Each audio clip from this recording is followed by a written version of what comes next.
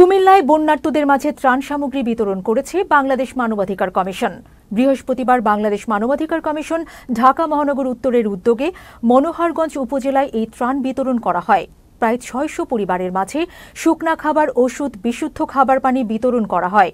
এ সময় উপস্থিত ছিলেন বাংলাদেশ মানবাধিকার কমিশন ঢাকা মহানগর উত্তর শাখার নির্বাহী সভাপতি মির্জা শাহাদাত, সাধারণ সম্পাদক গোলাম কিবরিয়া মোল্লা, মুন্সিগঞ্জ শাখার সাধারণ সম্পাদক এস.এম. নাসির উদ্দিন সহ অনেকে। যে পুরো উপজেলা প্রায় ১৭,০০০ পরিবার পানিবন্দী। আমাদের দেখা গেছে শুকনো খাবার আমরা মোটামুটি প্রত্যেক পরিবারে পৌঁছানোর চেষ্টা করছি, মোটামুটি পাইছে। বাট আমাদের পরিবারগুলো হচ্ছে পানিবন্দী হওয়ার কারণে ওরা ইনকাম সোর্স নাই বা চাল ডালের ব্যবস্থা নাই। আমরা চেষ্টা করছি যে আমাদের মানবাধিকারের সকল লোকে মিলে এই অসহায় নির্যাতিত নিরীহ মানুষের পাশে দাঁড়াতে।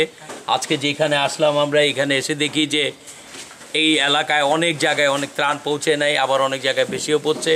তো এই জায়গার অবস্থা খুবই খারাপ, দুর্বিষহ। ট্রলারের মাধ্যমে আমরা ত্রাণ বিতরণ করব, যেখানে ত্রাণ পাচ্ছে না, যে পরাগায় পর্যন্ত আমরা পৌঁছাবো।